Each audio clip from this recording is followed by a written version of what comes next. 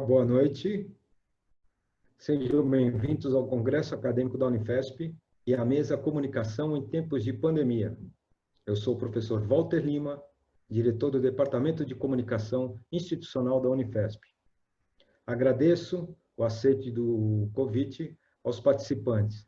Natália Paternak, presidente do Instituto de Questão de Ciência, Eugênio Butti, professor titular da ECA USP, e Gabriel Alves, repórter de Ciência e Saúde da Folha de São Paulo. Os integrantes dessa mesa debaterão como a comunicação social está sendo percebida e evidenciada nesses tempos de pandemia, como setor estratégico da atividade humana. Comunicar sobre ciência e saúde, de forma que esse conteúdo de relevância seja compreendido pela sociedade, tem sido um grande desafio para instituições públicas de ensino superior, para os veículos de mídia tradicional e para organizações que se dedicam à difusão científica. Nesse momento, agora eu apresento a nossa participante, a primeira, participante feminina, Natália Paternak, formada em Ciências Biológicas pelo Instituto de Biociências da Universidade de São Paulo, PhD com pós-doutorado em microbiologia na área genética molecular de bactérias pelo Instituto de Ciências Biomédicas da Universidade de São Paulo. Foi diretora no Brasil do Festival Internacional de Divulgação Científica Pint of Science, um brinde à ciência, coordenando palestras em 85 cidades. É colunista do jornal O Globo, da revista Skeptic inglesa, colunista da revista Saúde e autora do livro Ciência no Cotidiano, da editora Contexto. Atualmente é pesquisadora colaboradora do ICB USP, no Laboratório de Desenvolvimento de Vacinas, membro da Science Teaching Fellows Alumni Community, da American Society of Microbiology, publisher da revista Questão de Ciência, e é a diretora-presidente do Instituto Questão de Ciência, o primeiro instituto brasileiro para a promoção de pensamento crítico e racional e políticas públicas baseadas em evidências científicas. Ela tratará dos tópicos vacina, pseudociência, testes diagnósticos, tentativas de tratamento e sobre a evolução do conhecimento científico nesse momento pandêmico. Seja bem-vinda, Natália. Obrigada, Walter. Prazer dividir aqui a mesa com o Gabriel, com o professor Eugênio Butti.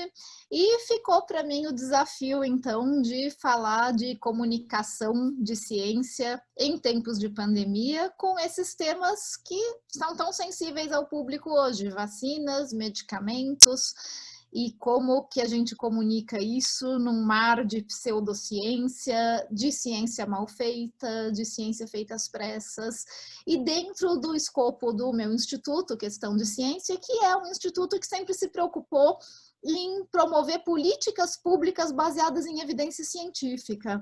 E qual não foi a nossa surpresa ao constatar que, com o início da pandemia, as políticas públicas brasileiras seriam tão baseadas em achismo e ideologia como elas são hoje e tão pouco baseadas em ciência. E isso a gente vê com muita clareza, principalmente na área de medicamentos, de testes diagnósticos, de medidas de contenção. É muito triste comparar o desempenho do Brasil na comunicação que faz com a sociedade, o governo federal, quando a gente compara com países que tiveram um bom desempenho no enfrentamento da pandemia. Todos os países que conseguiram desempenhar bem suas funções durante a pandemia e conter a pandemia de forma efetiva, prezaram por uma boa comunicação com a população, uma comunicação transparente, uma comunicação honesta, que comunicava, inclusive, as incertezas, o que nós não sabemos, o que os governos não sabiam e como estavam lidando com essas incertezas. No Brasil, ao contrário, o que nós vimos foi o governo federal tentando esconder dados, comunicando certezas que não existem e, principalmente, negando a ciência em todas as suas formas, negando a gravidade da pandemia em si, colocando a Covid-19 como uma gripezinha, negando a necessidade do isolamento social, negando a inexistência de medicamentos específicos que infelizmente não temos para a Covid-19, como não temos para tantas outras viroses respiratórias. E isso nos levou a um momento onde, por um lado, a ciência nunca esteve tão presente na mídia, cientistas nunca estiveram tão presentes na mídia, a população nunca se voltou tanto para a ciência, para as universidades e para os cientistas em busca de respostas, ao mesmo tempo em que não sabe lidar com as incertezas, não sabe lidar com as respostas que não agradam e fica perdida, sem saber em quem acreditar. Se nos cientistas, que dizem que o isolamento social é necessário e que não existe remédio, ou se no governo federal, que diz que tudo não passa de uma gripezinha e que não precisamos de isolamento, e aqui a minha cura milagrosa tem essa, tem outra, pode escolher. Então a gente chega num momento onde a gente percebe os danos que uma comunicação mal feita pode fazer, ainda mais durante um período de emergência como esse que a gente vive. E a gente percebe a grande dificuldade das universidades em fazer essa comunicação de forma efetiva, da mídia e de instituições como a minha, que prezam pela comunicação, de fazer essa comunicação de forma efetiva, porque nós estamos lutando contra o próprio governo federal, que prefere descomunicar e comunicar informações falsas e que são deletérias e que são perigosas para a sociedade. Quando a gente fala, pegando o exemplo dos medicamentos, então, que tem sido uma área tão difícil de comunicar, quantas vezes a gente já não escreveu textos, a mídia tradicional, organizações não governamentais, as universidades, as sociedades científicas, as sociedades médicas, explicando que, infelizmente, não existem medicamentos específicos para essa virose, que ensaios em células, ensaios in vitro, não podem ser automaticamente transpostos para humanos, não é tudo que funciona in vitro que funciona em animais e humanos. Que medicamentos precisam ser testados em testes clínicos controlados, randomizados com grupo placebo. Tudo isso já foi falado diversas vezes e por mais que a gente repita, a gente ainda tem um Ministério da Saúde, há 2 meses sem ministro, que teima em oferecer medicamentos que não têm comprovação científica como padrão e, inclusive, gasta dinheiro público permitindo a compra e a distribuição desses medicamentos com dinheiro dos contribuintes, levando não só a um desvio de recursos públicos que poderiam estar mais bem empregados em coisas que realmente necessitamos, como testes diagnósticos, equipamentos de proteção, anestésicos, respiradores, além de passar uma falsa impressão de segurança para a população que acha que está medicada, eu estou tomando aqui a minha cloroquina, igualzinho o presidente, eu estou tomando aqui a minha ivermectina, então eu posso sair na rua, eu não preciso usar máscara, eu posso visitar meus pais idosos porque eu estou protegido. E essa impressão de segurança pode levar justamente a esses comportamentos de risco, que podem colocar em risco não só a própria pessoa, mas os demais com quem ela convive. E tudo isso porque a gente não consegue comunicar de forma efetiva para a população como se testa um medicamento, como a ciência funciona. E a gente não conseguiu comunicar isso nem dentro das nossas universidades, para os médicos, para os enfermeiros, para os veterinários, para os profissionais de saúde que a gente vem formando esses anos todos, e que, infelizmente, muitos deles chegam no mercado de trabalho sem ter a menor noção de como a ciência funciona. É claro que todas essas profissões são técnicas e não científicas, e não há por que se exigir de um médico, de um enfermeiro, de um veterinário, que ele seja cientista, mas que ele saiba compreender minimamente os processos da ciência, como a ciência funciona, como medicamentos e procedimentos de saúde funcionam, afinal ele é um profissional de saúde, isso é o mínimo que a gente deveria ser capaz de ensinar dentro das nossas universidades. E nós não ensinamos, porque existe uma legião de médicos dizendo que prescreve cloroquina ou ivermectina, porque tem certeza que funciona. Porque um ensaio in vitro, em células de cultura, mostrou que funciona, então por que não vai funcionar para humanos? Ou porque eu estou vendo com os meus próprios olhos, eu dei ivermectina e o paciente melhorou. Sem se dar conta de que essa é uma doença que tem 90% de taxa de cura espontânea. Então, o paciente pode melhorar com cloroquina, com ivermectina, com o chazinho da vovó, porque ele deu 3 pulinhos, ou porque anteontem ele tomou um suco de laranja. Se a gente não consegue ensinar isso para os nossos profissionais de saúde, não é só comunicação o problema. Nós temos um problema grave de comunicação da ciência, nós temos um problema grave de ensino de ciência. E esses problemas precisam ser combatidos na raiz, na base. Ou então a gente vai continuar formando gerações e gerações de profissionais que não entendem como a ciência funciona, gerações e gerações de cidadãos que não entendem como a ciência funciona e que ficam reféns de todo tipo de charlatanismo e movimentos anti-ciência, principalmente quando esses são promovidos pelo próprio governo federal, pelo próprio Ministério da Saúde, que deveria proteger a saúde dos seus cidadãos e não colocá-la em perigo.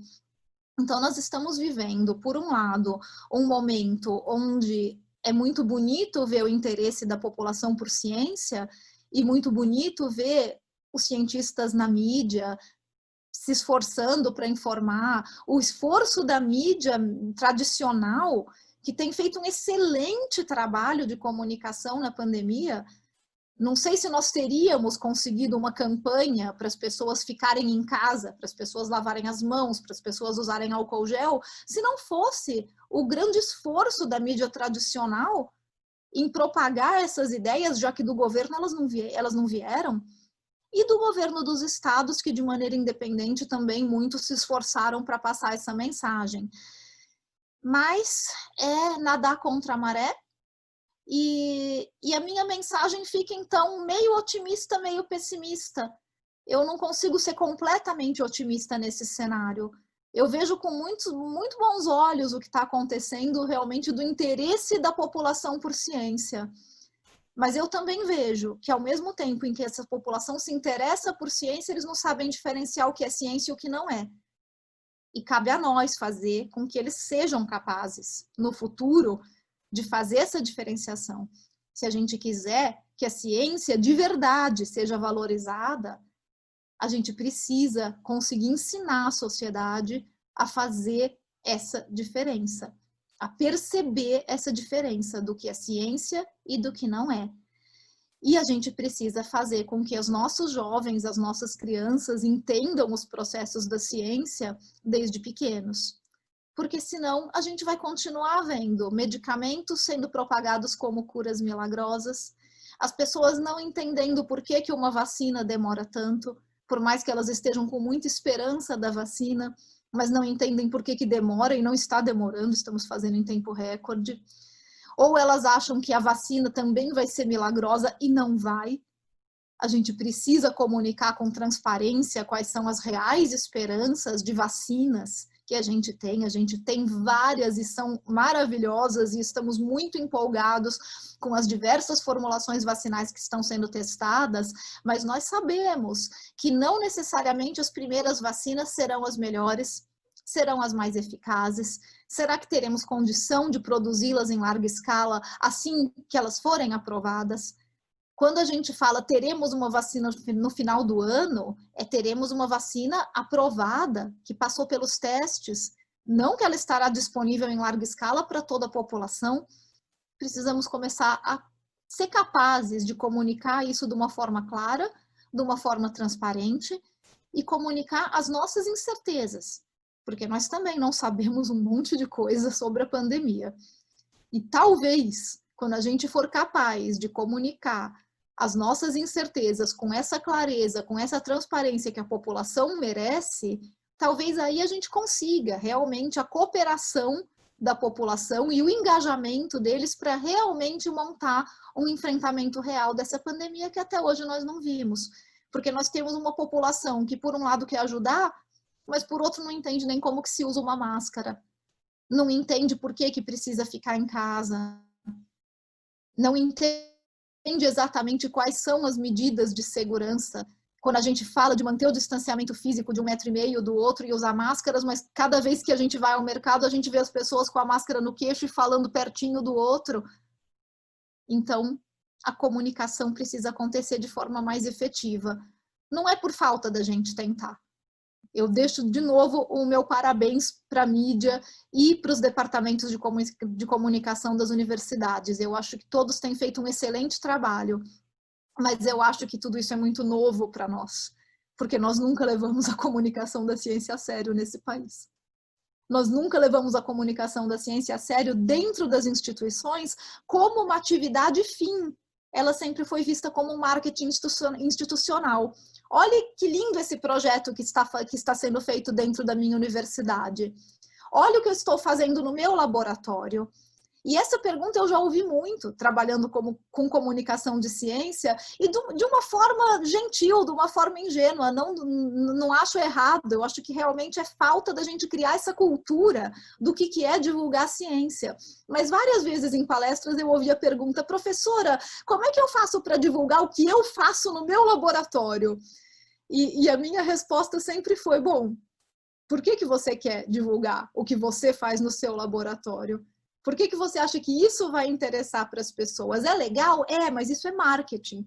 Isso não é comunicação de ciência. E marketing é importante, as pessoas têm que saber o que as universidades fazem. Mas a gente precisa começar a divulgar os processos da ciência, os métodos da ciência, como a ciência funciona, como a ciência chega nos seus resultados e nas suas conclusões.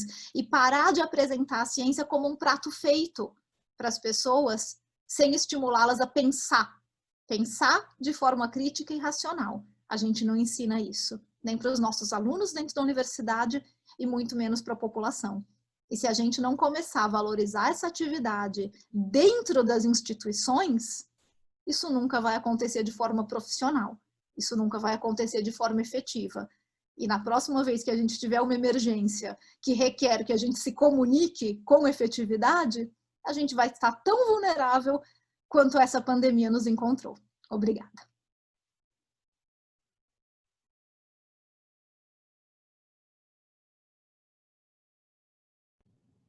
Agradeço a Natália, muito obrigado, dentro do tempo, né, Natália? Muito obrigado. E passo aqui, antes de passar para o professor Eugênio Butti, que está por aí, né? Está aqui, deixa eu ver na janelinha. Está aqui sim, bonitão aí. Só um instantinho. Nós temos aqui, né, o pessoal da Univap, está aqui, Univap, Unesp de Bauru, Federal do Espírito Santo, o FOP de Minas Gerais, Federal do Pampa, o FCA e o pessoal do BICT Bar, aqui da Unifesp, prestigiando essa sala, essa mesa. Então, vou aqui fazer a apresentação do professor Eugênio Butti, professor titular da Escola de Comunicação e Artes da Universidade de São Paulo, membro do Conselho Científico-Cultural do Instituto de Estudos Avançados da Universidade Estadual de Campinas e do Conselho Editorial da revista Pesquisa FAPESP, entre outros conselhos. Escreve quinzenalmente na página 2 do jornal Estado de São Paulo, Estado de São Paulo. Na Editora Abril, foi diretor de redação das revistas Super Interessante e Quatro Rodas e secretário editorial. Foi presidente da Rádio Brás entre 2003 e 2007. Ganhou o prêmio Luiz Beltrão de Ciências de Comunicação na categoria Liderança Emergente em 2011 e o prêmio ESSO de Melhor Contribuição à Imprensa em 2013 pela revista de jornalismo da ESPM, entre outros. Escreveu, entre outros livros, O Estado de Narciso e A Forma Bruta dos Protestos, ambos pela Companhia das Letras, e Existe Democracia Sem Verdade Factual pela editora Estação das Letras e Cores. Com a palavra, o professor Eugênio Butti. Seja bem-vindo, professor.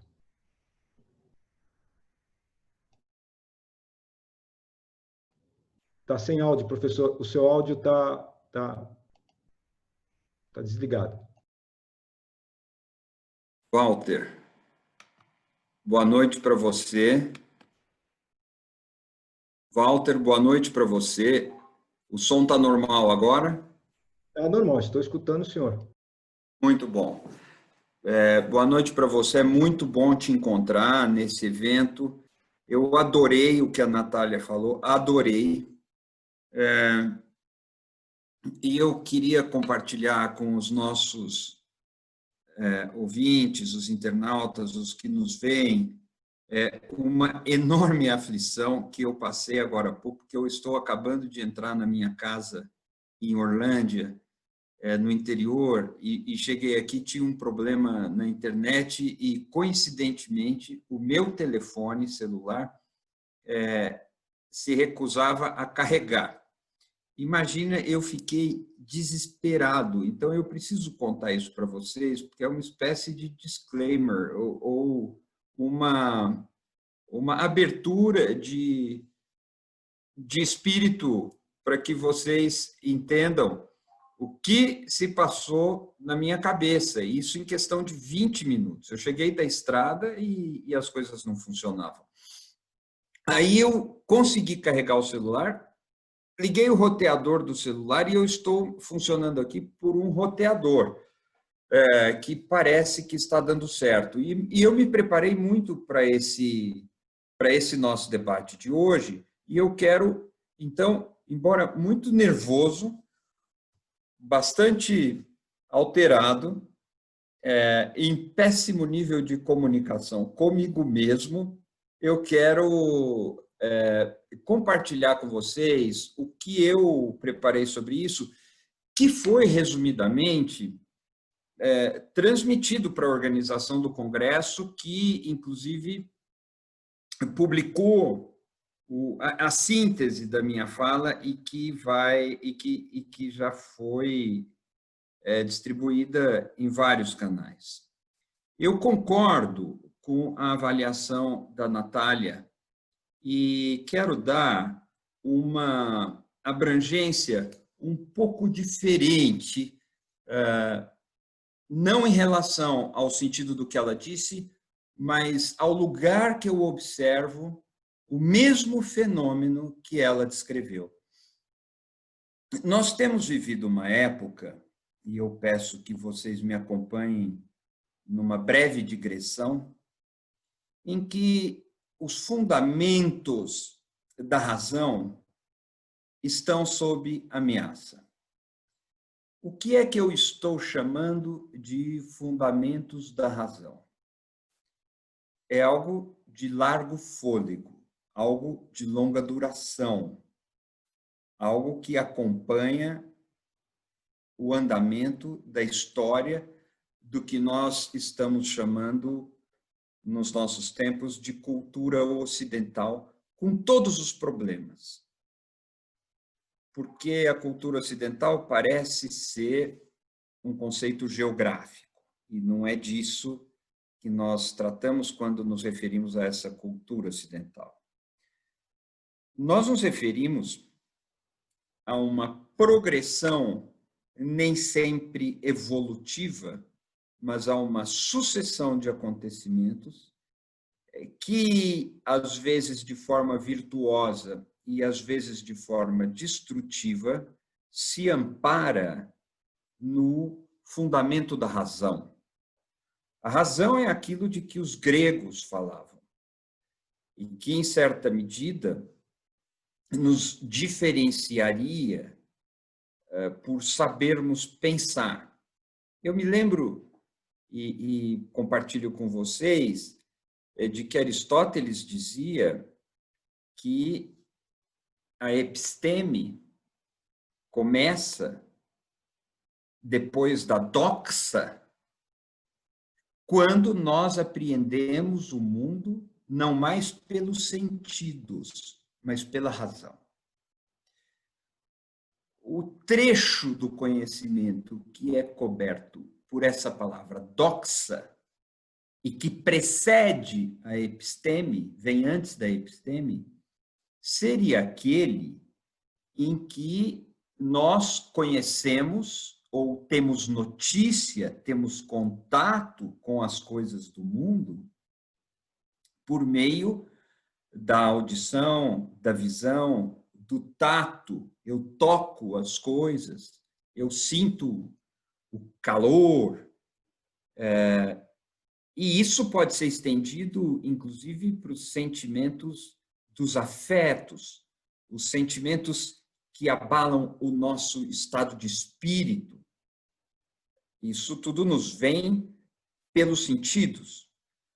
E vem daí, inclusive, a palavra ortodoxia ou heterodoxia, porque a doxa teria a ver com uma opinião, ou pelo menos tem a ver com uma percepção muito pessoal das coisas. A razão, não. A episteme, não. A razão começa quando eu duvido dos meus sentidos e busco o fundamento das coisas. Por isso eu estou falando em fundamento da razão. Nós podemos discutir, e sempre se discutiu, que Platão seria por demais idealista, por demais obcecado com as formas puras das coisas. Mas, depois dele, Aristóteles é entendido como alguém que primava pelo contato direto com a realidade, pelos fatos, mas não abria mão da razão. E depois, toda a filosofia, toda a história do pensamento se baseou nisso que eu estou chamando de razão. A razão é o que nos possibilita nos afastarmos da nossa condição de corpo, ou apenas de corpo, e nos enxergarmos de longe, que é o requisito necessário para que enxerguemos os outros de longe. Eu só posso entender que eu sou igual em direitos aos meus semelhantes se eu consigo ver o outro como alguém sujeito de direito como eu, como alguém possuindo os mesmos direitos que eu possuo. A razão é necessária para me afastar de mim e para depois promover o meu encontro comigo mesmo. Então, nesse movimento, eu me reconheço como igual em direitos aos demais e me reconheço como alguém diferente dos demais, mas não em direitos. Alguém diferente que tem outras predileções, outros prazeres, outros medos, outras limitações, outros talentos, mas sou igual em direitos. É claro que Platão não achava que todo mundo fosse igual em direitos. Aristóteles não achava que todo mundo fosse igual em direitos. Isso se construiu depois.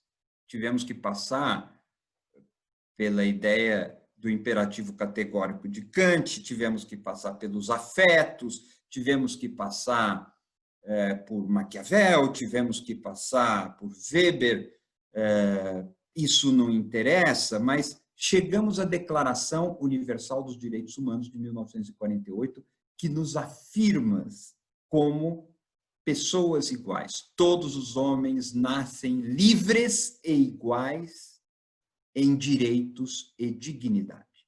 Pois bem, a razão nos trouxe até aí. Se nós fôssemos apenas seres egoístas, apenas seres apegados às próprias sensações, nós não teríamos construído esse instrumento magnífico que é a Declaração Universal dos Direitos Humanos, que é o momento em que a humanidade percebe que todos os seres humanos nascem livres e iguais em direitos e dignidade. Quando, no entanto, nós temos uma sociedade que leva ao poder forças que atentam violentamente contra as conquistas da razão, nós vemos um filme em retrocesso, um filme andando para trás, e andando para trás em alta velocidade. nós vemos que a Declaração Universal dos Direitos Humanos perdem, se não a sua validade, o seu respeito por setores importantes. Mas nós voltamos mais para trás. Nós vemos que as conquistas do iluminismo deixam de valer. Por exemplo, o ideal da liberdade. Por exemplo, o ideal da fraternidade. Por exemplo, o ideal da igualdade. Mas deixam de valer premissas como aquelas: todo o poder emana do povo. Deixam de valer garantias como aquelas que dizem que as minorias têm os seus direitos. Você pode não pertencer à maioria que elegeu determinado dirigente, mas como minoria você precisa ser respeitado. E a ordem democrática garante isso. E a ordem democrática, para garantir isso, precisou passar pelo iluminismo. O iluminismo ainda não era isso, mas já tinha sementes para isso. Mas nesse filme que volta para trás, de negação dos fundamentos da razão, nós vemos que ficam em xeque os valores conquistados no Renascimento. Daí Maquiavel. Ideias elementares, como aquela de que o humano pode estar no centro dos acontecimentos, vão por terra. Tudo, então, o que diz respeito à pretensão justa, legítima, de uma utopia e de uma felicidade individual e coletiva. Lembremos que a felicidade, a ideia de felicidade, são conquistas da razão, seja quando os pais fundadores da democracia americana falam dela, falam no direito de buscar a felicidade, seja quando, no século XX, Hannah Arendt fala da felicidade e fala da liberdade negativa e da liberdade positiva, da felicidade negativa e da felicidade positiva, aquela que a gente experimenta quando experimenta em ação na política. E a liberdade positiva como sendo aquela em que eu só sou livre quando o outro é livre também, ou seja, a minha liberdade começa onde começa a liberdade do outro, cai por terra. Cai por terra. O que nos levaria a acreditar no encontro com a natureza, no respeito pela natureza, cai por terra. A natureza serve para ser devastada, serve para ser queimada. Como se não tivéssemos vivido como humanidade as experiências que vivemos e que nos ensinaram tanto sobre o valor da natureza. Então, nós chegamos numa cristalização de poderes que são expressão daquilo que nega a ecologia, nega a ciência, como tão bem falou a Natália, e eu falo em complemento ao que ela disse, nega o pensamento, porque o pensamento que diverge é taxado de comunista, é taxado de antipatriótico, é ameaçado de morte, quando não executado. Mas também passa a sofrer bombardeios a imprensa, as artes, nem se fala, as liberdades, especialmente a liberdade sexual. Qualquer coisa em matéria de prazer que saia da cartilha ultraconservadora seria um atentado à família. E a família precisa ser heteronormativa, precisa ser casta, segundo um ideal de castidade completamente em desuso, inclusive pela Igreja Católica. Ora, do que é que nós estamos falando, então? Nós estamos falando de um poder que, ao atentar contra os fundamentos da razão, atenta diretamente contra o próprio conceito de civilização. Em lugar disso, aparecem agrupamentos, precipitações que são próprias da horda selvagem, para usar aqui um termo de Freud. São próprios do pai primevo, da selva, contra a civilização. É por isso que, em países em que esse tipo de poder ficou muito forte, o combate à pandemia fracassa. Nós temos 2 casos muito alarmantes, que são o Brasil e são os Estados Unidos.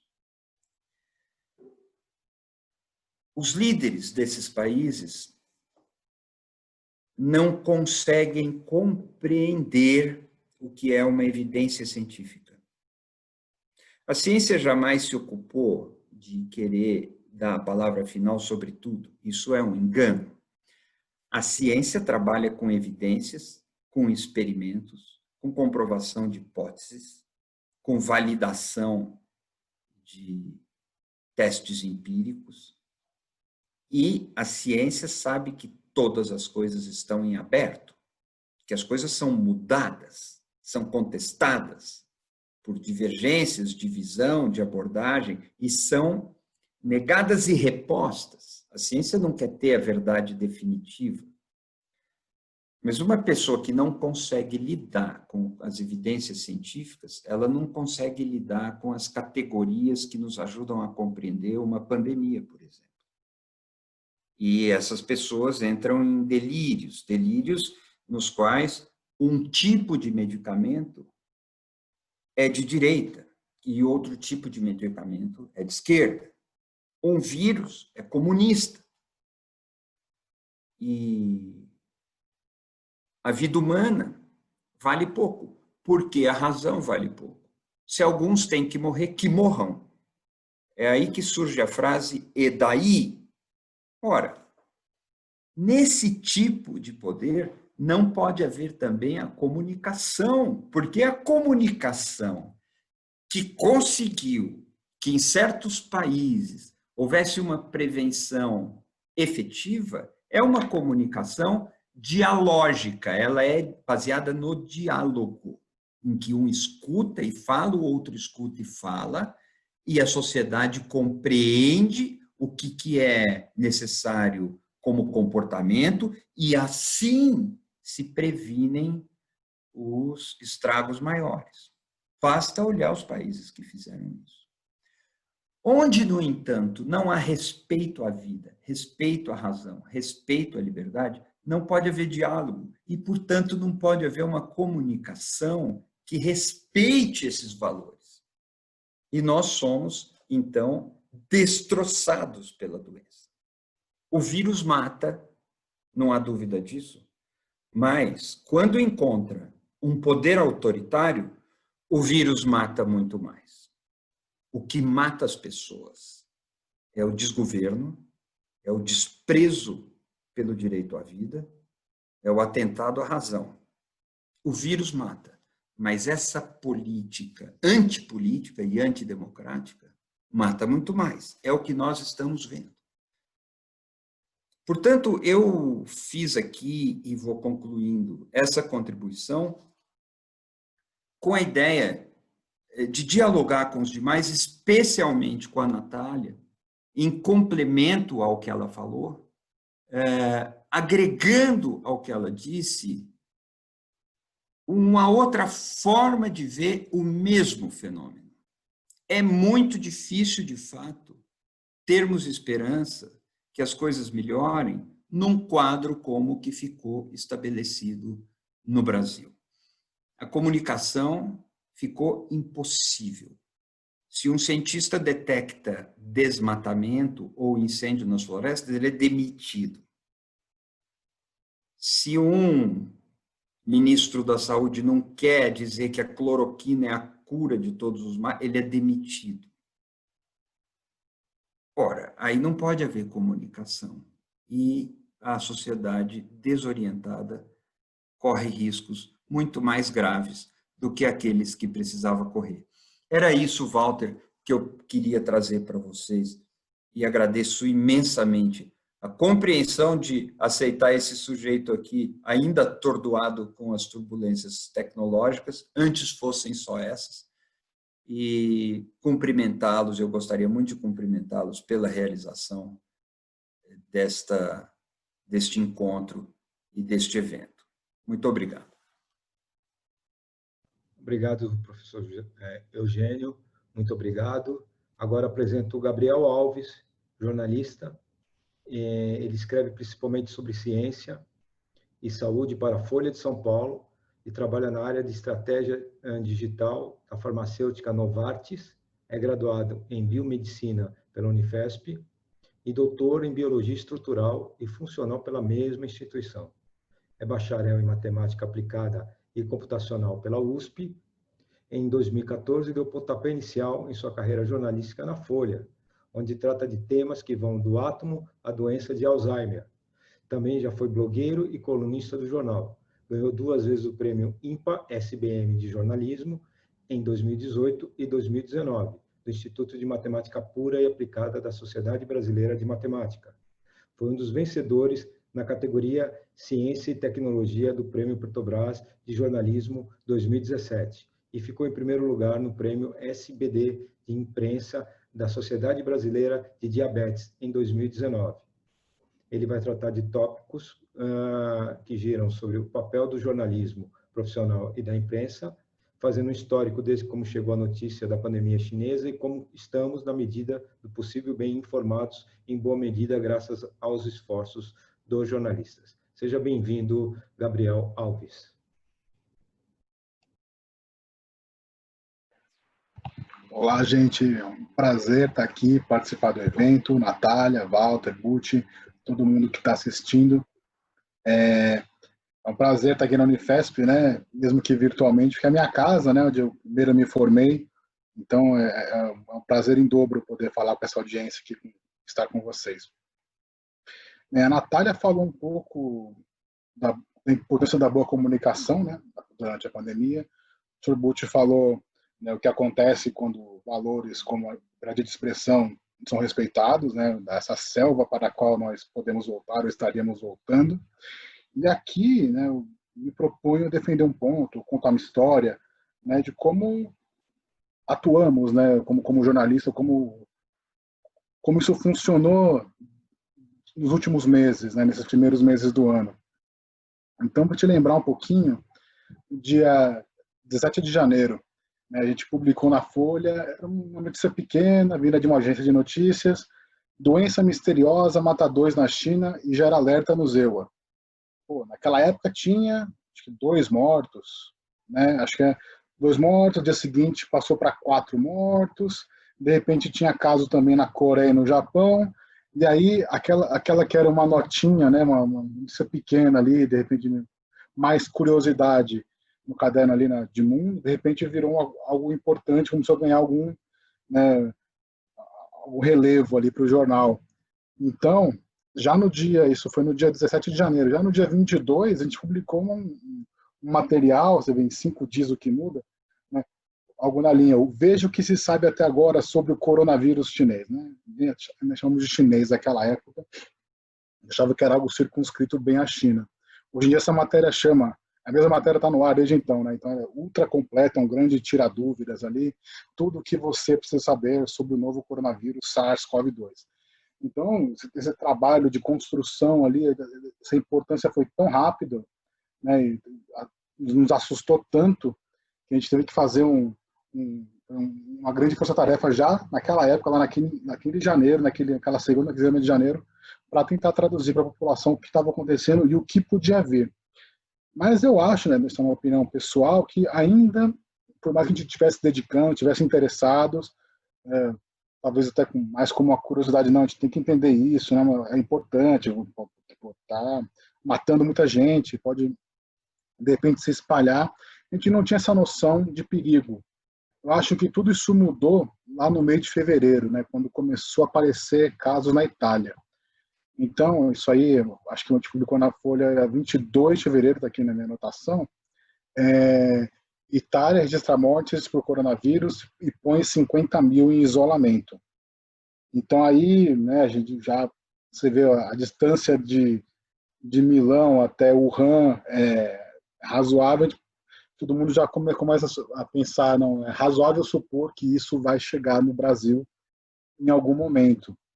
E não deu outra, né, poucos dias depois, foi na quarta-feira de cinzas, né, o primeiro caso brasileiro foi identificado, né, e essa identificação a gente deu em primeira mão no jornal, né, e junto com isso já veio a preocupação de, primeiro, né, entender como é que era feito o exame, explicar para a população como é que isso acontecia, como é que aquilo poderia se espalhar. Né, no dia 28, 2 dias depois, eu mesmo escrevi uma matéria que tinha o seguinte título: letalidade do novo coronavírus é pouco maior que a do sarampo e bem menor que a do ebola, né? Sabe que o sarampo mata 2% mais ou menos das pessoas que têm sintomas. O coronavírus parecia naquela época um pouquinho maior que isso, mas ainda assim muito menos do que os 50% do ebola, né? Então a gente já estava preocupado em quantificar, em situar isso, né? Agora, já definindo um pouquinho o papel da imprensa, você não viu em lugar nenhum, né? Se não fosse a imprensa, provavelmente as pessoas não teriam nem essa dimensão muito clara. Se fosse esperar um governo, né, publicar alguma informação, dar esse tipo de orientação, ou pelo menos de dimensionamento da crise que estaria por vir ainda, né, a gente poderia ter até morrido na praia aí nesses casos. É até curioso, né? Porque o emblemático disso aí é que era no dia 14 de março, o país tinha 150 casos confirmados e publicamos na Folha a seguinte matéria, né? Acho que foi até manchete. Contra a epidemia de coronavírus, o Brasil precisa parar, afirmam especialistas. Então foi um texto a 6 mãos, 8 mãos que fizemos, né, conversando com os melhores especialistas para tentar mostrar já naquela época que o que a gente viveu logo na sequência, né, a quarentena, esse distanciamento social, não tinha muito para onde correr, né? E uma semana depois, já com 1.500 casos confirmados, que foi decretada a quarentena, né? Então, não tem como negar que, pelo menos um algoritmo ali para você tentar estabelecer causalidade, pelo menos, né, o jornal ali veio antes dessa discussão, né? Chegou nessa história. Pode não ser a única causa, mas certamente pode ter influenciado. E desde então, o que a gente tem feito é navegar num mar de incertezas, né? E já era incerto antes, continua sendo muito incerto. A Natália falou um pouco a respeito, mas navegar nesse mar de informação ou de desinformação, de estudos feitos pela metade, de estudos ainda sem avaliação de pares, né, que a gente chama são os pré-prints, às vezes que não estão nem em repositórios de estudos, né, pontuais ali, reportes, né, isolados, estudos de caso. É muito difícil, né, até para os próprios cientistas acompanharem, imagina para um jornalista. Mas ainda assim, gente, acho que a grande vantagem da imprensa profissional, né, do jornalismo tradicional, de ter pessoas que dedicam a isso, que se debruçam nesse tipo de material e que conseguem traduzir, transpor aquele conteúdo, né? A Natália falou que é difícil a gente transmitir essas incertezas, mas fazemos o melhor trabalho possível, né? Inclusive, acho que é algo fundamental ali, tá no nosso DNA ali de mostrar que a gente pode estar errado, a gente não tem um compromisso com o erro. Se está errado, a gente faz questão de corrigir, e é um processo de autocorreção contínua, né, durante a pandemia. O exemplo claro ali, né, aquela coisa, não use máscara, depois não, use máscara, mas use máscara do jeito certo, e explicar por que mudou, né, e os benefícios disso, e onde está a prova de que isso funciona para alguma coisa. Isso, por exemplo, né? Entre as matérias, né, que a gente publicou, as reportagens, a gente, por exemplo, já explicou por que tantas pandemias nascem na China, né? Teve existe, né, uma certa xenofobia, uma tentativa de culpabilizar ali o governo chinês. Não sei se tem culpa, a gente não quero bater o martelo nisso, né? Como não quero bater em quase nada nessa discussão aqui, a gente está sempre aberto. Mas na China existem condições propícias para espalhamento de doenças, né? A aglomeração de pessoas, por exemplo, é uma delas. A convivência próxima de animais também é outra, né? A falta de barreiras sanitárias, de repente, ali entre populações humanas e animais, né, claramente pode ser um problema, né? A gente discutiu também dos novos vírus que podem surgir. Então, foi curioso, na mesma semana que a gente ficou sabendo do primeiro caso brasileiro aqui no Brasil, tinha sido descoberto um outro vírus, né, um outro caso de vírus que estava perdido há muito tempo, era o arenavírus. Coitado, o arenavírus ficou esquecido na história, né? Mas a gente sabia já, a gente espera, faz muitos anos ali, que uma nova pandemia, né, esperava que uma nova pandemia surgisse. E todo mundo apostava, claro, que ia ser um vírus respiratório, mas acho que o favorito ali era o influenza. E algumas semanas a gente publicou uma matéria explicando, né, por que isso era esperado e por que, talvez, alguns caminhos de como podemos nos preparar para a próxima pandemia, porque ela virá, né, isso é quase certo, né? Eu tive a chance, né, que também tem um pé na matemática, de explorar fazer alguns reportagens explorando conteúdos que nem sempre aparecem por aí. Uma delas foi explicar, logo no começo da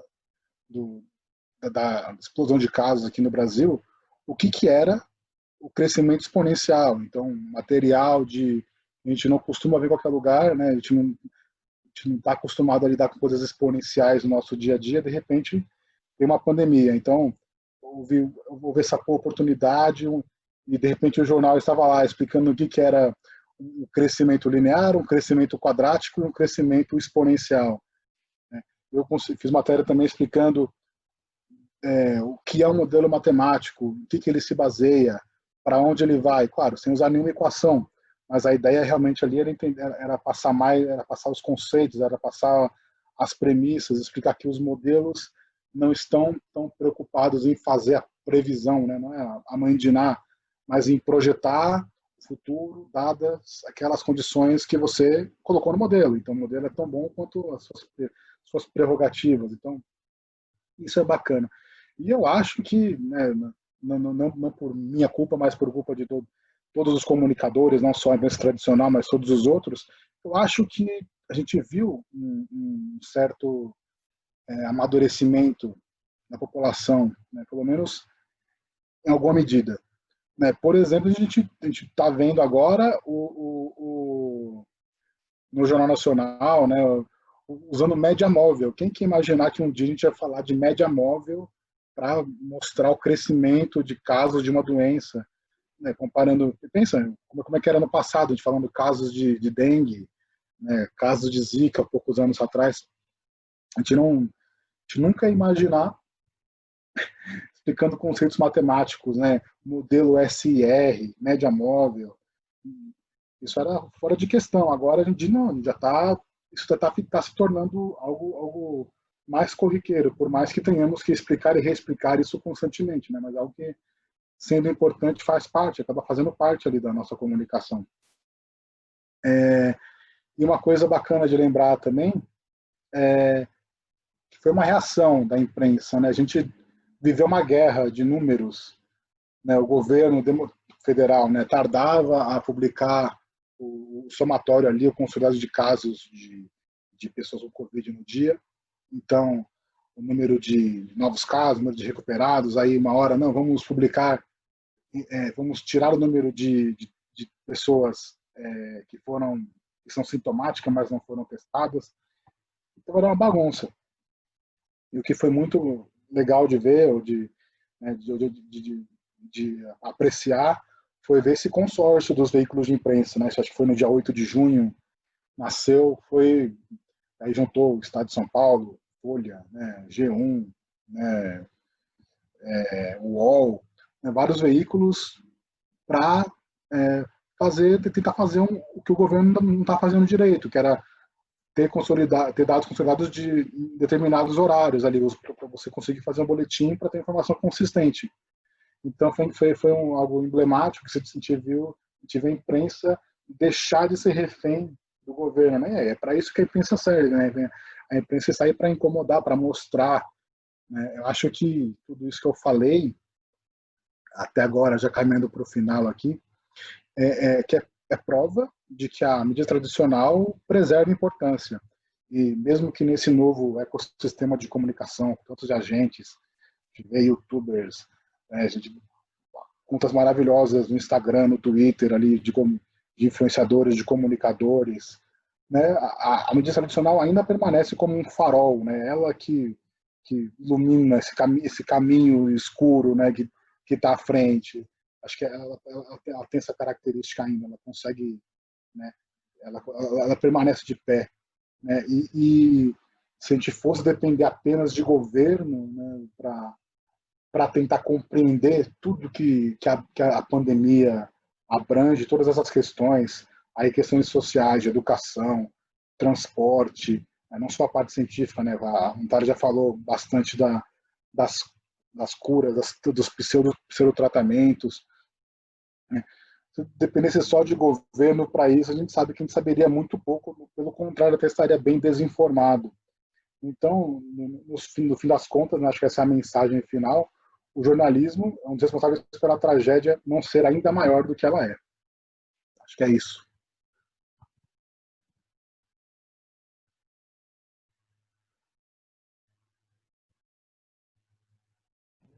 Muito obrigado, Gabriel. Muito obrigado pela sua apresentação. Deixa aqui fazer um comercial do pessoal que está aqui no chat. Tem o pessoal da UFSCar, Unifesp São José dos Campos, Unifap São José dos Campos, Universidade Federal de Ciências da Saúde de Porto Alegre, a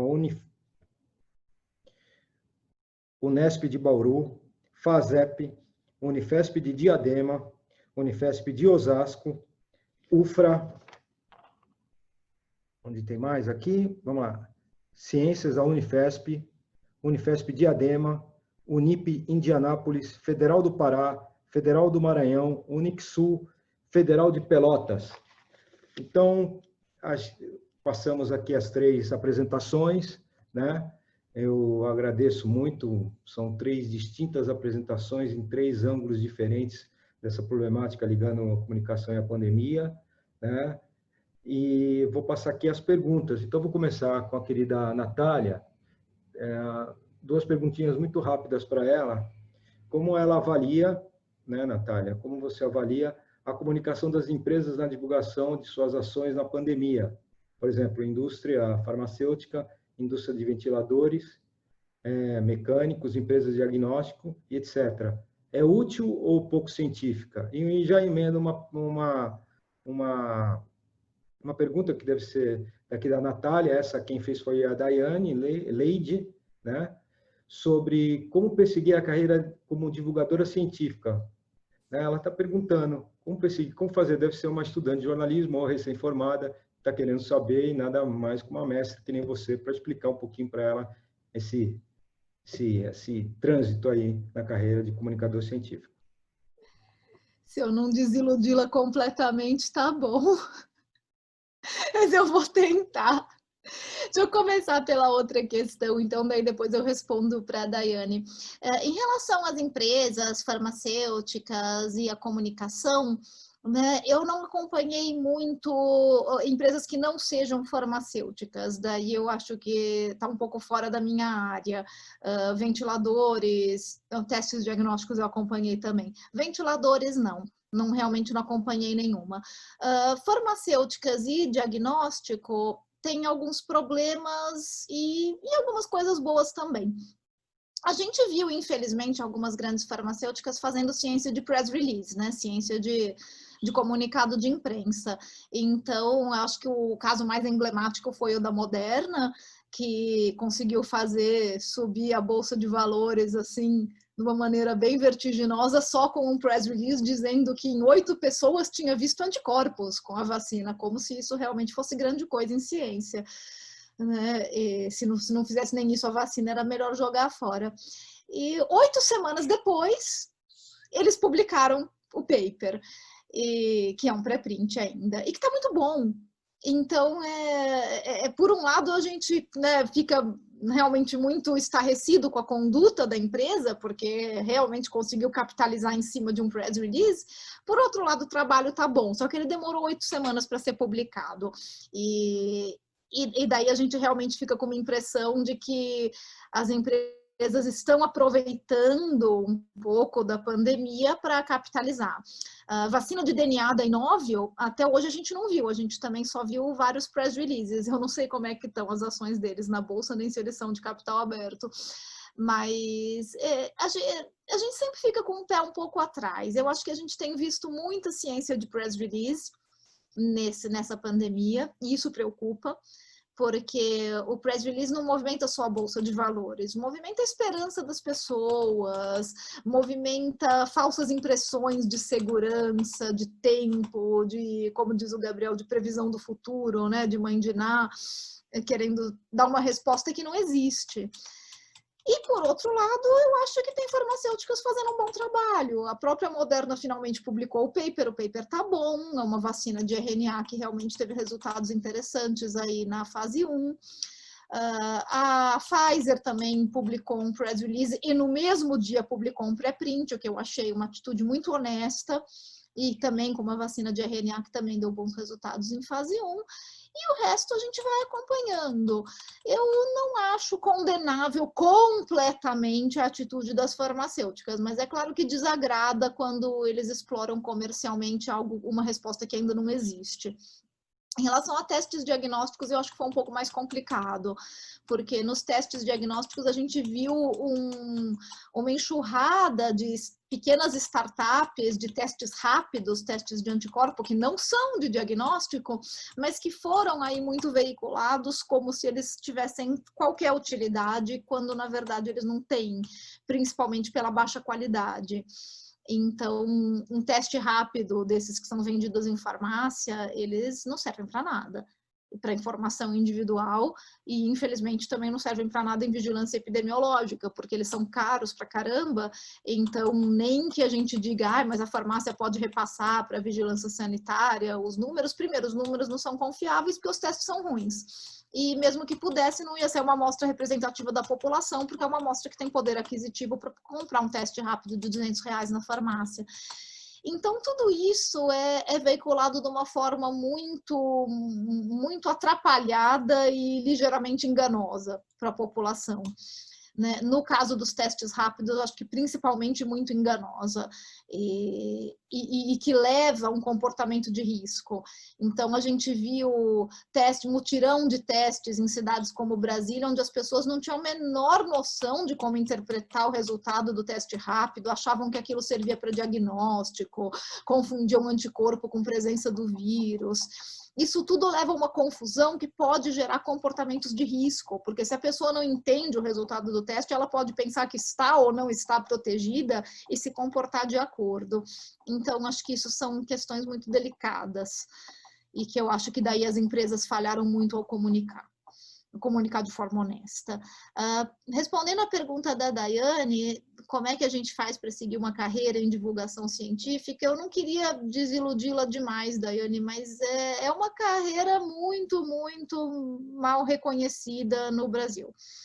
Então, é uma carreira que você não vai ganhar dinheiro com isso, e você também não vai ganhar prestígio com isso, e você não vai ganhar nenhum tipo de reconhecimento acadêmico com isso se você for uma pessoa da academia. Então, é um trabalho que você faz porque você realmente gosta muito. Eu faço isso porque eu realmente gosto e acredito que esse trabalho precisa ser feito.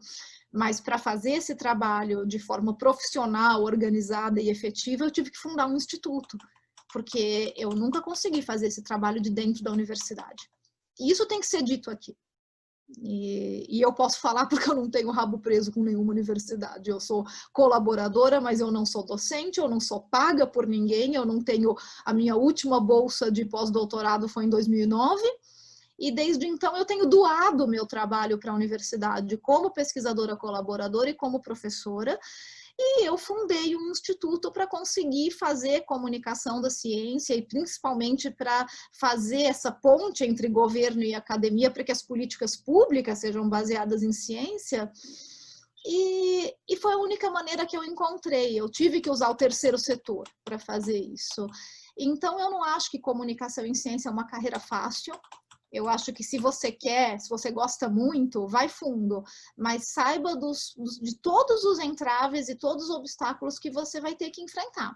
Eu falo muito isso para os meus alunos lá no ICB, na USP, onde eu dou um curso de comunicação pública da ciência, mas o curso é voltado para cientistas, para que eles entendam o papel social do cientista, que eles têm obrigação de saber se comunicar com a sociedade. E é para isso que eles estão lá no meu curso. Eu não ensino ninguém a ser youtuber, eu não ensino ninguém a escrever blog. Eu nem tenho competência para isso. Para isso, eu precisava ser um profissional de comunicação. O que eu ensino para eles é como se comunicarem como cientistas, dentro da função deles. E então, eu acho que são escolhas de vida muito difíceis. E que eu só posso te dizer que, assim, a satisfação pessoal que eu tenho com isso é imensa. Mas o reconhecimento que eu tenho disso dentro da academia é muito pequeno. Obrigada, Natália. Deixa aqui ver a perguntinha, professor Eugênio Butti. Perguntinha simples. Vamos lá, professor, deixa eu ver se eu acho aqui.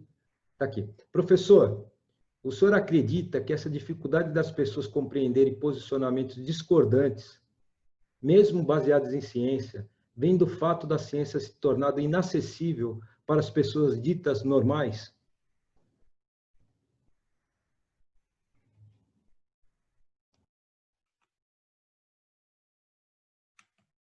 É realmente uma pergunta difícil. Você tem toda a razão, porque a ciência se tornou inacessível ou sempre houve uma dificuldade? Por acaso, no passado, a ciência era do domínio de todas as pessoas?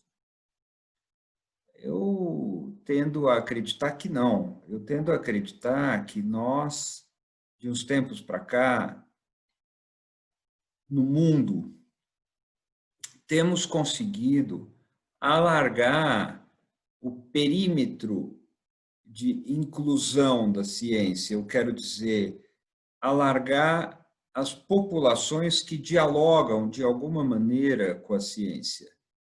Houve uma educação científica bem-sucedida em muitos países. O nosso maior problema não é que existam ainda setores da população com dificuldade de acesso à cultura, dificuldade de acesso às artes, dificuldade de acesso à ciência. Esse é um problema muito sério.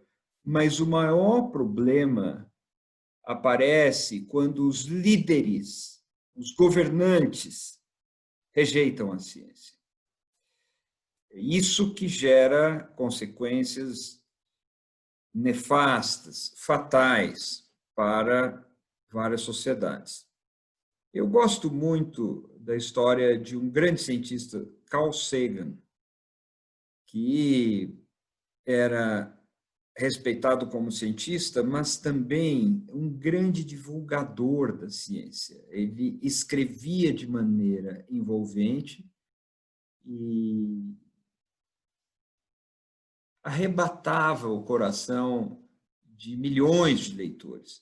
Um outro que faz isso, mas não é físico, é um biólogo, é um evolucionista de segunda geração, é um darwinista avançado, que é o Richard Dawkins, também escreve muito bem. E essas pessoas têm aquela capacidade invejável de, quando escrevem, elas fazem com que o leitor se sinta inteligente. Eles elevam a percepção de quem está lendo o que eles escrevem. é muito bonito. E essas pessoas prestaram serviços magníficos para a ciência. Mas o Carl Sagan diz que uma pessoa sem formação científica não poderia ser presidente da República. Ele diz isso nos Estados Unidos, tá? Pelo amor de Deus, não façam ilações do que eu estou dizendo aqui, mas uma pessoa sem formação científica não poderia ser presidente da República. E aí está a chave do problema, no meu modo de ver. A formação científica é essencial para que uma pessoa, um líder, um administrador público, um político, consiga mensurar os problemas enfrentados, consiga mensurar as escolhas que ele tem que fazer, o tipo de ameaça que se põe, o método necessário para se equacionar impasses. Sem essa formação é difícil governar, é muito difícil. E não vai aqui nenhum elitismo, por favor, da minha parte. Uma pessoa que não tem formação na universidade, ela pode muito bem ser um grande governante. Pode, mas nos casos em que isso aconteceu e deu certo, e no Brasil isso aconteceu e deu certo, essas pessoas têm a capacidade de aprender com as outras, de montar equipes e de aprendizado veloz. São pessoas muito inteligentes que entendem o que a ciência está procurando. Nesse sentido é que eu acho que o que está acontecendo tem relação com isso de que nos falou Carl Sagan. Para os interessados, ele fala isso num livro chamado Uma Luz na Escuridão. Acho que o título no Brasil ficou esse, Uma Luz na Escuridão. O título original é A Candle in the Dark. E ele diz aí dos mitos e das crenças infundadas das pessoas e trata disso. Ele fala isso nesse livro. Eu acho que a chave do nosso problema está mais aí. Não é porque muitas pessoas ainda não têm acesso à ciência. Essas pessoas têm tido acesso à ciência crescente por causa dos divulgadores científicos e por causa dos esforços de professores. Veja que o Brasil tem escolas públicas que tem os campeões de Olimpíadas de Matemática, é fantástico, isso pode ser feito, vem sendo feito, e no mundo é muito melhor. Mas aqui alguém me corrigiu aqui, é o mundo assombrado pelos demônios, a ciência vista como uma luz na escuridão. Espetacular, o título do livro é esse. Mas então o problema não é o grosso da população que ainda não tem acesso à ciência, em alguns países esse número é menor e tal. O problema é quando o presidente da República não apenas não compreende, como combate a ciência, por motivos lamentáveis. Eu acho que é mais por aí.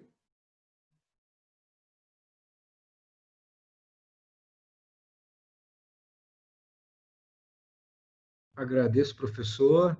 Agora vamos à pergunta aqui para o querido Gabriel. De que forma, Gabriel, os veículos de comunicação podem atuar para que a divulgação científica seja transmitida de forma acessível e compreensível para o público, considerando também aqueles que negam a ciência? Como atuar na disseminação dessas informações para todos, de forma a romper as bolhas presentes nos sites de redes sociais devido a opiniões políticas? Também é fácil essa também. Mais ou menos fácil. Não, o problema é que as pessoas deveriam estar talvez um pouco menos na rede social, ou então usar a rede social para achar conteúdo interessante, sair da rede social. Porque pelos algoritmos da rede social, de como você se conecta com os amigos, de como você consome conteúdo, o mais provável ali é que você acabe caindo numa bolha de pessoas que pensam parecido com você e que você não veja nada além daquilo. Na hora de produzir conteúdo num veículo grande como a Folha, a gente pensa em todo o espectro da audiência. A gente sabe que quem vai ler aquele conteúdo não é a pessoa formada em biologia ou em matemática, ou não vai ser um médico necessariamente, pode ser um político, pode ser um comerciante, pode ser qualquer pessoa. Então, quando a gente produz conteúdo, a gente pensa, né, em deixá-lo didático, né, explicado o suficiente para que ele consiga entender, consiga, né, pelo menos em alguma camada de profundidade, ele chegue do texto e consiga traduzir aquilo e tirar alguma mensagem. E para isso, né, para isso, claro, esse é o mundo ideal, nem sempre sai como a gente quer. Mas, claro, para outros veículos, para outras pessoas conseguirem esse tipo de resultado, não tem outra maneira a não ser você fazer um trabalho de autoaperfeiçoamento, de se treinar, se propor a treinar, né, se sujeitar a ser corrigido, fazer cursos. A minha escola de jornalismo foi a Folha, então eu fiz um treinamento de jornalismo em saúde lá na Folha, e depois fiquei no jornal foram 6 anos lá na redação, né, aprendendo a escrever. Então ainda estamos aprendendo. Então é uma tarefa diária, é uma briga. Então não tem uma fórmula que você diz, assim você se comunica bem, ou segue esse caminho que sempre vai dar certo. Não. Depende da sua audiência, depende do que você quer falar, depende do conteúdo. No meu caso, é um pouco mais fácil falar de matemática do que depende para algum outro colega meu que não tem essa formação e que não consegue fazer essa ponte, que não tem as referências. Então, quanto mais, né, é uma coisa um pouco em extinção, mas uma coisa que eu penso, quanto mais um repórter ali se dedica a estudar a ciência, os mecanismos da ciência, esses caminhos, né, como esse fluxo acontece, de onde vem hipótese, depois como o cara faz experimento, o que ele tem que seguir, onde é que ele publica, mas tem revista que é predatória, que você pode ter um trabalho ruim e publicar do mesmo jeito. Quanto mais o cara conhece esses meandros, melhor ele vai conseguir comunicar, inclusive as incertezas, né, que eu acho que hoje em dia é um ponto crítico. Alguém comentou, de repente, das manchetes que são né, absurdas, aí, né, um pouco de medida, sem ponderação de novos tratamentos de vacinas. Mas é isso, né, o jornalismo foi feito com pressa. Então, se você não tem esse investimento, nessa capacitação, que é cada vez mais rara, realmente a gente acaba deslizando e mais atrapalhando do que ajudando, muitas vezes. Né? Isso eu falo, né, como um todo, mas o que eu tenho feito, o que eu sei que a Folha tem feito, outros veículos têm feito, é realmente perseguir, persistir, reforçar, né, esse caminho ali de fazer o jornalismo bem embasado, bem estruturado, pensado, né, feito por quem conhece esses caminhos da ciência. Obrigado, Gabriel. Antes de passar para as considerações finais, infelizmente o tempo está acabando. Temos aqui até o Alexandre Campos colocou no chat aqui, né, a dissertação dele sobre o Carl Sagan, viu? Já tentei aqui fez uma dissertação sobre o Carl Sagan, que é uma bibliografia básica, né, professor Eugênio, para todos nós é uma bibliografia básica. Eu aqui quero mencionar a presença do diretor do campus Baixada Santista, professor Odair, também da nossa colega da Agência de Inovação e Tecnologia Social da Unifesp, a Silvia Silva, né? Estamos aqui colegas da Unifesp Baixada Santista, Unifesp Guarulhos, Universidade Veiga de Almeida, Rio de Janeiro, Unifesp de Campo São Paulo, aqui do Campo São Paulo, da Universidade Católica de Pernambuco, da Federal do Amazonas.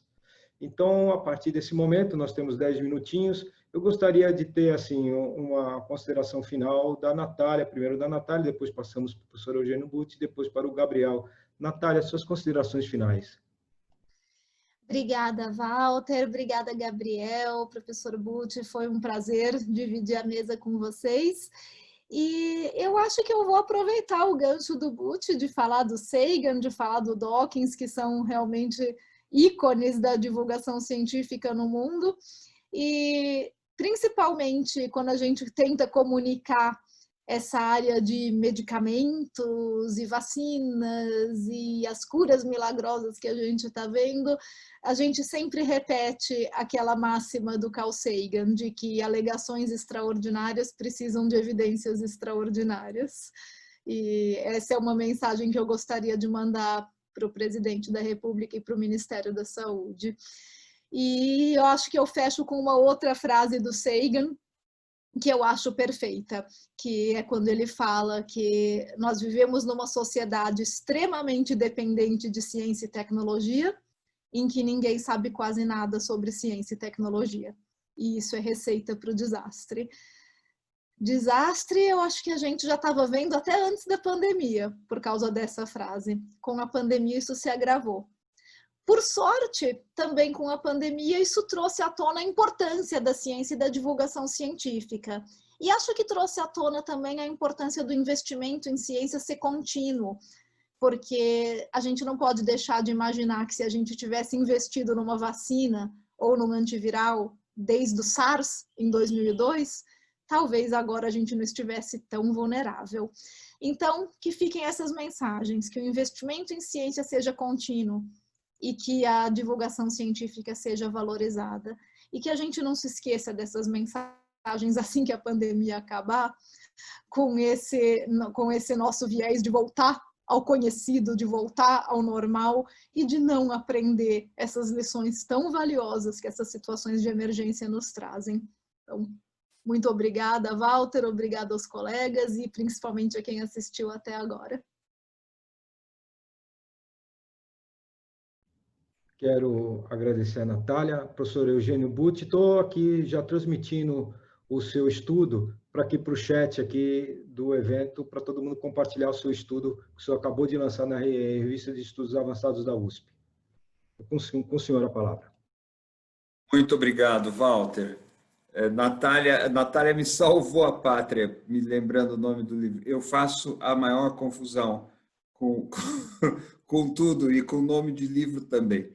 E é mesmo isso, o mundo assombrado pelos demônios. Esse livro, ele conta a história das pessoas que falam muito de discos voadores e tudo.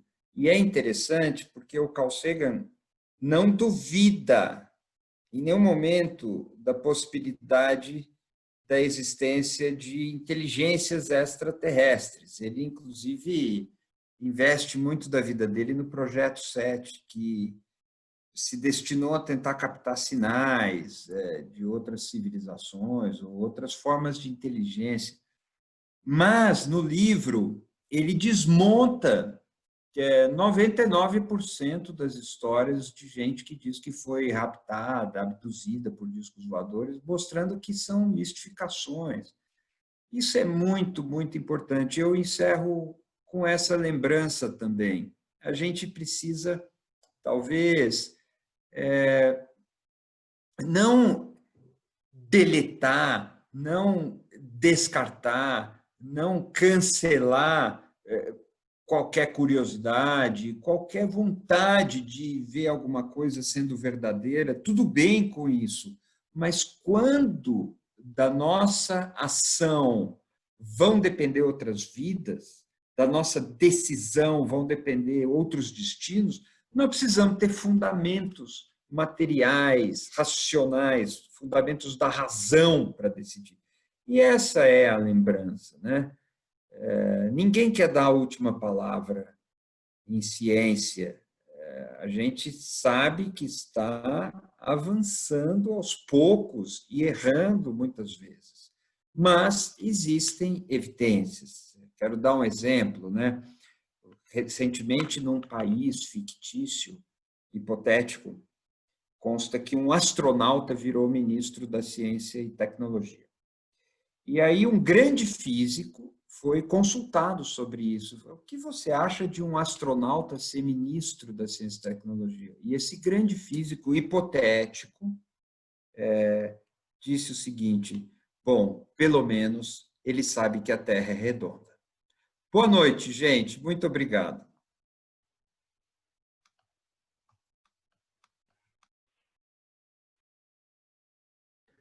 Obrigado, professor Eugênio Butti. Passo também agora a palavra, vou passar a palavra já ao Gabriel, antes aqui um alô para a professora Luciana, diretora do campus de Osasco, da Unifesp também, aqui diz que ela está falando aqui para mim que ela é de Orlândia, viu, professor Eugênio? Ela é de Orlândia, a professora Luciana, nossa diretora do campus de Osasco, também está falando de Orlândia, e não conhece o senhor pessoalmente, então já pode marcar um café para conhecê-la aí, conterrâneos aí. Aqui na minha casa em Orlândia, que é uma casa linda, é a casa em que minha mãe nasceu e que está linda. Ó, Luciana, vamos marcar isso. Boa noite, desculpa a interrupção. Eu estou vendo o Gabriel aqui. Grande abraço para você também, Gabriel. Outro. Posso ir? Eu não estou ouvindo o Walter, então não sei se eu posso falar já, ou se eu deveria estar falando. Então tá bom. Pode ser. Desculpe. Então, que é isso. Vamos lá, então. Então, primeiramente, agradecer mais uma vez pelo convite, um prazer estar aqui. Eu lembrei da primeira pergunta, eu acho que para a Natália, da Daiane. Bem, pelo menos ela pode conversar com um monte de gente que tem que tem ideias que possam ser parecidas com a dela, que tem essas vocações, né? O pessoal da Rede Consciência, tem muita gente ali que eu sei que é muito boa e que de repente pode ajudá-la, né? A pensar, ou ela pode pelo menos se espelhar no trabalho desses colegas. Procura aí, Rede Consciência. Então, quando eu respondi a questão anterior ali, acho que eu meti um pouquinho a minha prática, né? Eu que sou mais do mundo do jornalismo impresso, mas hoje tem o pessoal fazendo coisa muito diferente, né? Hoje, né? Já tem alguns anos, mas tem YouTube, né? Tem o povo do Instagram, né? Tem podcasts. Aliás, um beijo para a Silvia aí, que está também tocando esse tipo de projeto, né? Eu só quero estimular, né, pessoas que têm essa vontade, esse desejo de se comunicar, de falar sobre ciência. Eu acho que você não tem que ser um comunicador profissional para fazer isso e para ter um impacto de transformar, né, a sociedade. Se você conseguir contar para os seus colegas, para os seus familiares, né, mostrar um pouco de como se faz ciência ou de por que alguma coisa que, de repente, o governo quer te enfiar goela abaixo não é verdade, né? Se você conseguir um pouquinho de sucesso ali, já está bom, né? Você já fez o mundo um pouco melhor. Para quem quiser me acompanhar nas redes sociais, eu deixar o meu merchan aí, é o Gabriel Alves 038, Instagram, Facebook, Twitter, LinkedIn, onde quiserem, só me achar, estou às ordens. Mais uma vez, muito obrigado, gente, um prazer estar com você, Walter, Natália, Butti, todo mundo aí, pessoal nossos amigos da TI, do suporte também, da Ana. Obrigado, viu, gente? Foi um prazer.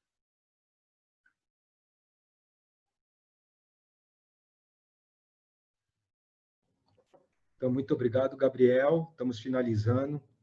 Eu agradeço imensamente essa noite de aprendizado qualificado, né? Nós tivemos nessa sessão, juntando tanto a plataforma como o YouTube, quase 700 pessoas. Então, é uma audiência enorme para um tema, né, muito específico. Então, eu quero agradecer enormemente o aceite do convite da Natália, do professor Eugênio Butti, do Gabriel, que, em nome da comissão organizadora, em nome da coordenadora do evento, a professora Gabriela Brelas, agradecer imensamente a presença de vocês e também a presença aqui da audiência que já está aqui chiando, que valeu a pena, podia ficar aqui até as 22 horas, até mais, né? Mas eu quero agradecer a todos e até o ano que vem. No ano que vem teremos mais. Muito obrigado a todos e até o ano que vem.